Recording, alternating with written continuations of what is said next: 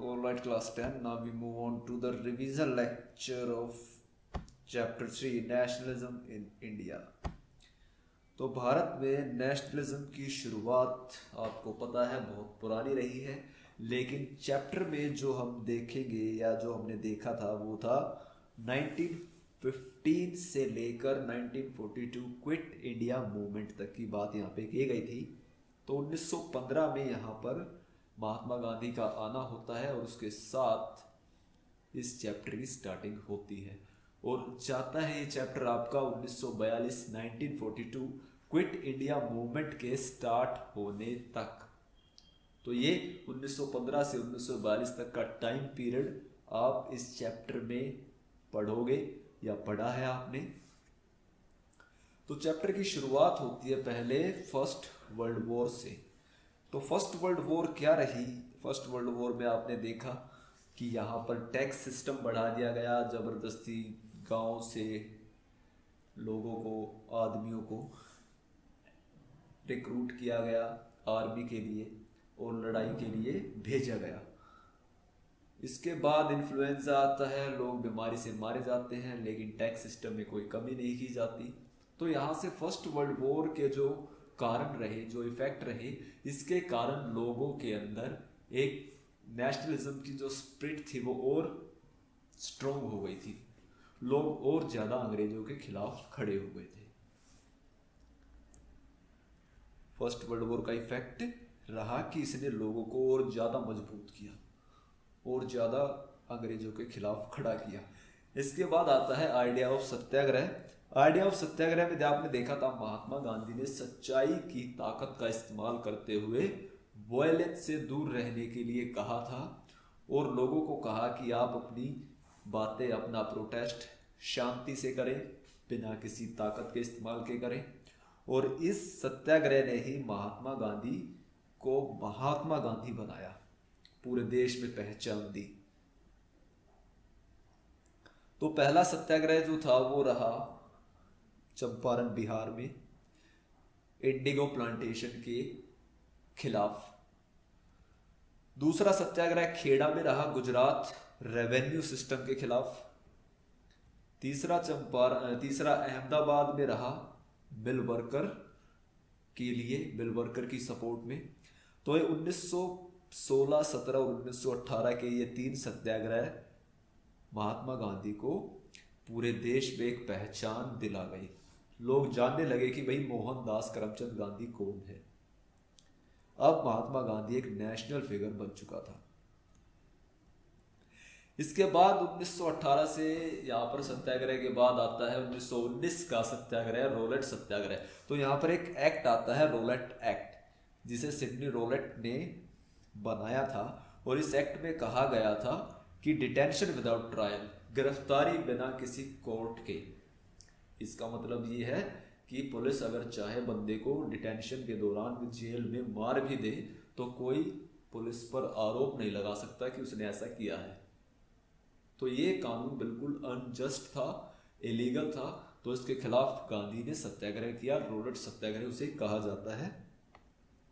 जिसके बाद यहाँ पर अमृतसर में जालियांवाला बाग मासाकेर हुआ। उसने और ज्यादा लोगों को भड़का दिया अंग्रेजों के खिलाफ। यहाँ पर जनरल डायर ने बेकसूर लोगों को मारा और फिर इस जनरल डायर को पंजाब के उधम सिंह ने जाकर इंग्लैंड में मारा था।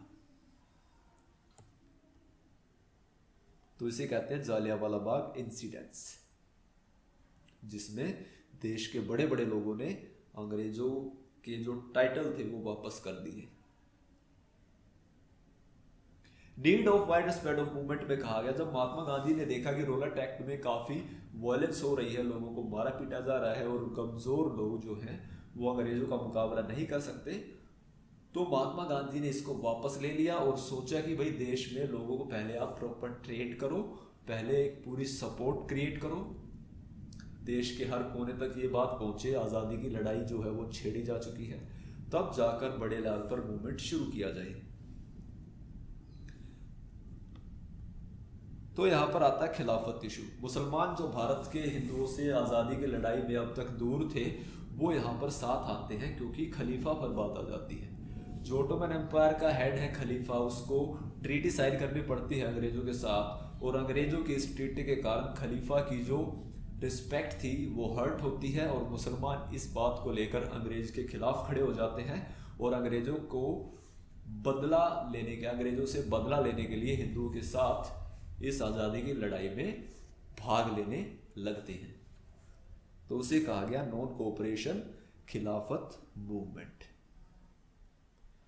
तो यहां पर कैलकाटा में 1920 में सेशन पास कर दिया जाता है, नॉन कोऑपरेशन मूवमेंट एंड खिलाफत मूवमेंट मिलाकर एक लड़ाई छेड़ दी जाती है। तो नॉन कोऑपरेशन मूवमेंट क्या था? 1909 में महात्मा गांधी ने बुक लिखी थी हिंद स्वराज, जिसमें उसने कहा था कि अंग्रेज भारत से चले जाएंगे अगर भारत के लोग अंग्रेजों को सपोर्ट करना बंद कर दे, उनकी नौकरियां करना बंद कर दे, उनको टैक्स पे करना बंद कर दे, उनका बनाया सामान खरीदना बंद कर दे, तो उनकी जो सपोर्ट है वो खत्म हो जाएगी और वो यहाँ से चले जाएंगे। तो ये था नॉन कोऑपरेशन मूवमेंट कि आप कोऑपरेट ना करो। तो इसमें प्रपोजल क्या क्या था कि टाइटल वापस किए जाएंगे, विदेशी प्रोडक्ट का यूज नहीं किया जाएगा। तो इस तरह का असर काफी अच्छा रहा, लोगों ने एंथुजियास्टिकली उत्साह के साथ इसमें पार्टिसिपेट किया। अंग्रेजों की जो कमाई थी वो लगभग आधी रह गई थी, कॉलेजेस स्कूल खाली हो गए थे, कोर्ट खाली हो गए थे। तो इसका काफी अच्छा असर रहा, लेकिन फिर भी कुछ कमियां रही जिसकी वजह से नॉन कोऑपरेशन मूवमेंट आजादी नहीं दिला पाया, इसको बंद करना पड़ा। तो इसे कहा गया differing strand with in the movement, movement का सही अर्थ लोगों तक नहीं पहुंच पाया।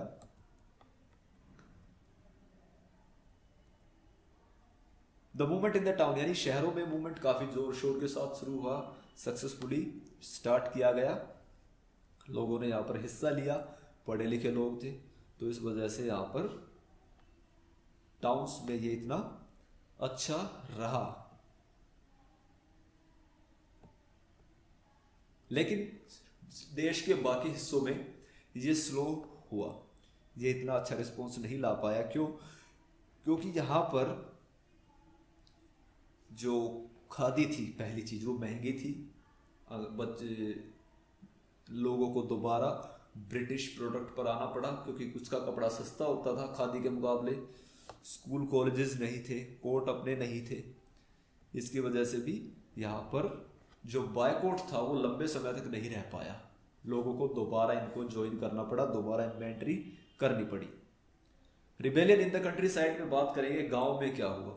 तो गांव में यहाँ पर किसानों ने रेवेन्यू सिस्टम के खिलाफ लड़ाई लड़ी, उनके लिए आज़ादी का मतलब था उनकी ज़मीन का मालिकाना हक मिले, ज़मींदारों को हटा दिया जाए और जो रेवेन्यू है टैक्स सिस्टम है वो ख़त्म कर दिया जाए। तो इस वजह से उन्होंने नॉन कोऑपरेशन का मतलब अपने तरीके से लिया।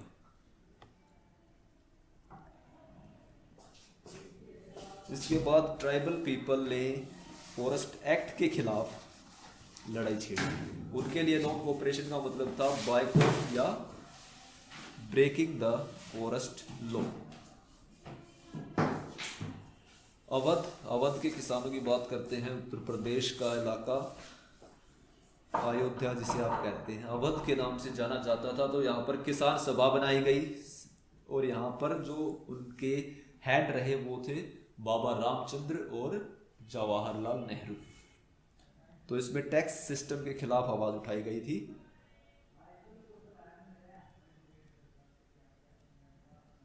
ट्राइबल पीजेंट जैसे मिलता है फॉरेस्ट एक्ट के खिलाफ आए थे, अलूरी सीताराम राजू इनका नेता, जिसने अंग्रेजों के खिलाफ गुरिल्ला लड़ाई छेड़ी और अंग्रेजों ने इस मूवमेंट को क्रश कर दिया। अलूरी सीताराम को फांसी पर चढ़ा दिया गया, जिससे ये सक्सेसफुल नहीं हो पाई।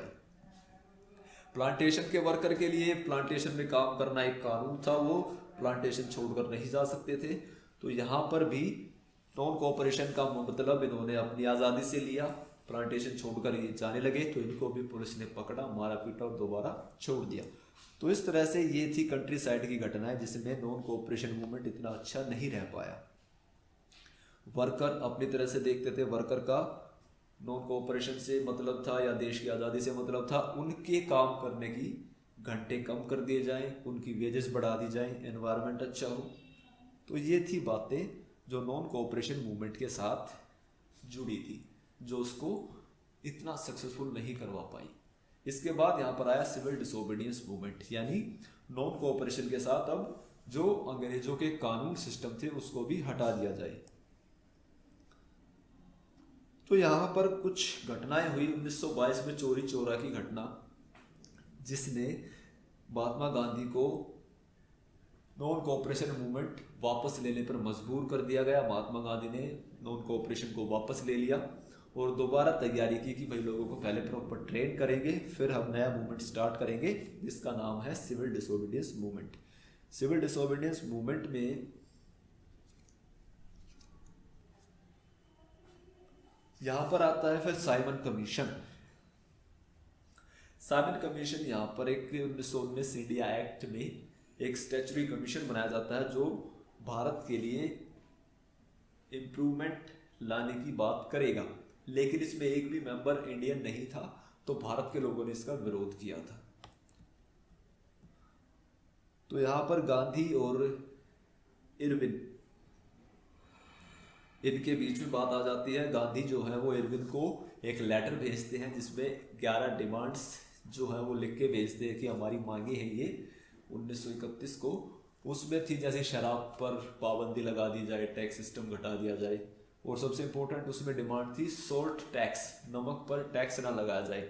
गांधी जी की इस डिमांड को, इन 11 डिमांड को इरविन मानने से मना कर देता है और गांधी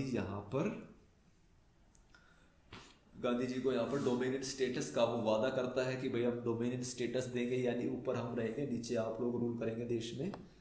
ये यहाँ पर देश के जो यंग लीडर्स थे वो मना कर देते हैं इसके लिए। तो इस तरह से गांधी जी यहाँ पर सिविल डिसोबीडियंस मूवमेंट की शुरुआत करते हैं।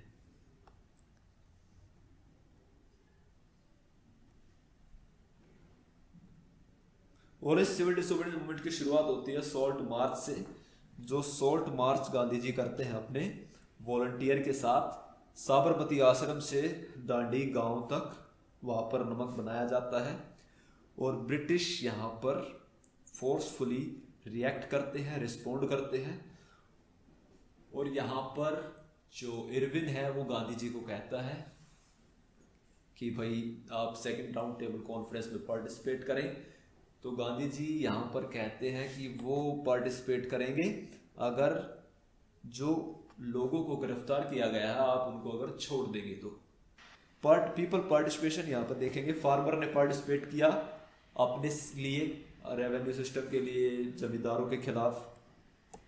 बिजनेसमैन ने अपने लिए, यहाँ पर अपने बिजनेस के लिए इसमें पार्टिसिपेट किया। इंडस्ट्रियल वर्कर ने अपने लिए, उनका अपना खुद का टारगेट था वेजेस को लेकर, शिफ्ट को लेकर। विमेंस ने यहाँ पर काफ़ी एक्टिवली पार्टिसिपेट किया। ये बहुत पॉजिटिव बात थी कि विमेंस यहाँ पर औरतें बढ़ चढ़कर हिस्सा ले रही थी सिविल डिसोबीडियंस मूवमेंट में। लिमिट इसकी क्या रही, इसमें क्या कमियां रही? पहला, इसमें दलित पार्टिसिपेट नहीं कर पाए एक्टिवली, क्योंकि दलित शुरू से ही समाज का हिस्सा नहीं रहे हैं, उनको हिंदू समाज ने अलग रखा। और मुसलमान, तो दलितों के लिए यहाँ पर पूना पैक्ट साइन किया गया जिसमें दलितों को रिजर्वेशन दिया गया। मुसलमान यहाँ पर भी अगेन हिंदुओं का समाज था, हिंदुओं का देश था, तो हिंदू जो कट्टर हिंदू थे, हाई कास्ट हिंदू थे, वो नहीं चाहते थे मुसलमानों को अपने साथ मिलाना। तो इस तरह से यहाँ पर मुसलमान भी हमारे साथ नहीं रहे। सेंस ऑफ कलेक्टिव बिलोंगिंग में बात करेंगे, कैसे देश के अंदर एकता की भावना डेवलप हुई। तो इसमें हमारा यूनाइटेड स्ट्रगल रहा। इसमें हमारे यहाँ पर भारत माता की इमेजेस या फिर बंकिम चंद्र चट्टोपाध्याय द्वारा लिखा गया वंदे मातरम, या फिर किस्से कहानियाँ, या हमारे देश का झंडा, या हमारी हिस्ट्री को दोबारा रीइंटरप्रिटेट करना। तो इन सब बातों के कारण देश में यूनिटी डेवलप हुई, देश के अंदर एकता की भावना आई, जिसने आज़ादी की लड़ाई को और ज़्यादा डेवलप किया और ज़्यादा तेज किया।